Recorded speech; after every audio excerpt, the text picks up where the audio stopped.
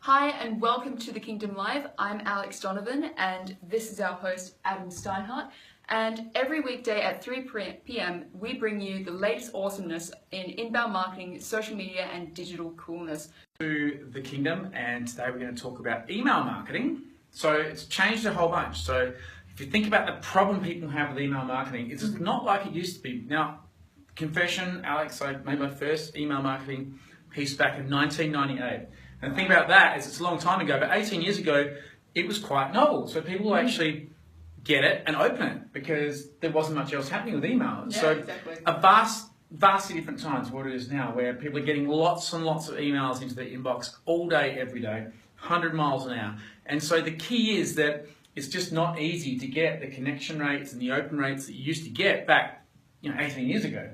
So you have to be quite clever about it. So there's a couple of critical things. First of all, to fix the problem, regularity very important. You need to be sending out your email at a common time just about every week at the very least. So a lot of people sort of start with a schedule of maybe a monthly that drifts to 5 or 6 weeks, and that becomes like once every couple of months, and then you sort of see it not ever happening. So a disaster. So from the point of view of timing, it's great to get a regular time slot and stick to that.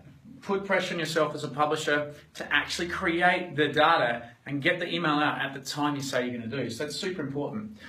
If you look at other alternative options as well, is that it's very important you spend a lot of time with your email to make sure your headline's amazing. Because at the end of the day, the subject line, if that's not amazing, then you're not getting open. No matter how good your content is at the back end, if you haven't got a great subject line, then you're pretty much in big trouble.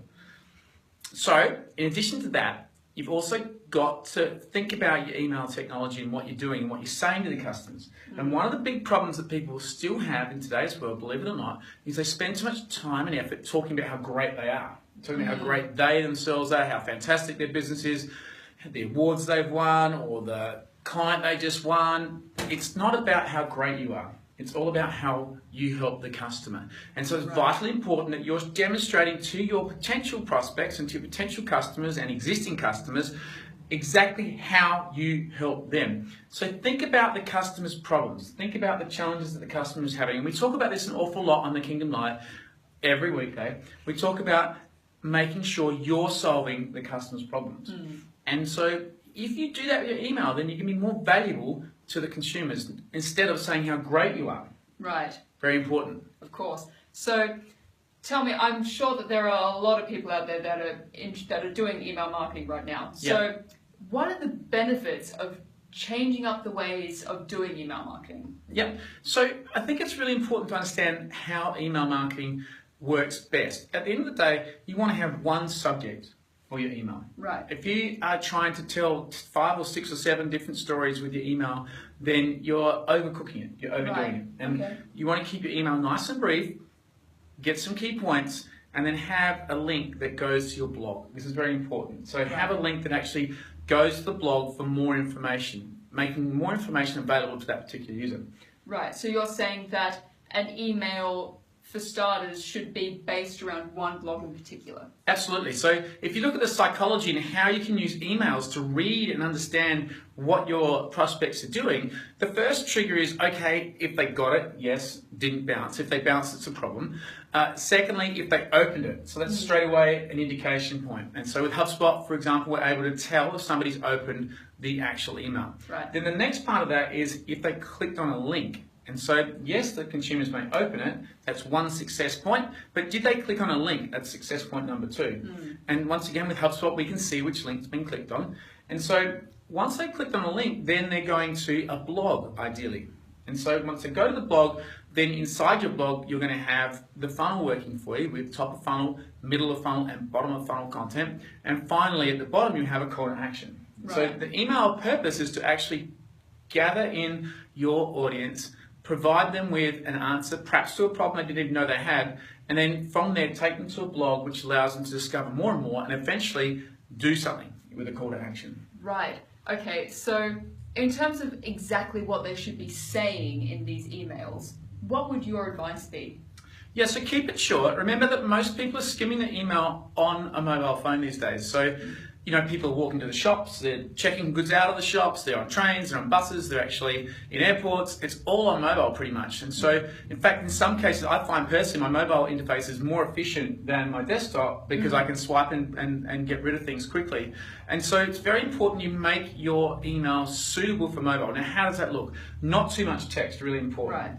Big clear graphic, make sure you've got text on the graphic so that it can be repurposed and used. But also make sure your subject line is not too long because the mobile phones chop it. They don't have a lot of ability to show long subjects. So that's really important. Try and condense that subject and get the result of that click because you've got a great subject line by keeping it short. Great, okay, so once they've written the email, I guess the big question is, who do you send it to? Yeah, so this is another big thing that's changed a lot is that in the old days, you kind of just send it to everybody. Yeah. Right? And so you hope that everybody got it.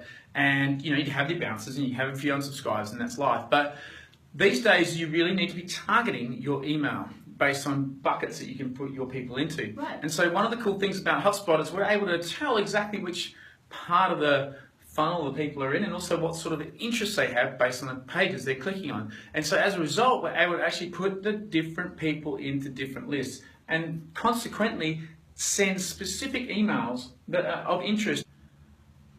Great, okay, so that would be fantastic for people. Well, obviously, you don't want to be receiving emails that you have no interest in. So putting emails and sending emails in buckets of lists, that would be amazingly helpful. Yeah, it makes it far easier to work with. So you want to be trying to get yourself with list segmentation. So very important, and that takes a bit of effort. But of course, the returns mean that more people are going to open it, more people are going to be interested in what you have to say, and as a result, the value of your email becomes more powerful. And value is really important because it's pretty hard to get email subscribers, and as a result, unsubscribes are not much fun because they organically reduce the size of your list.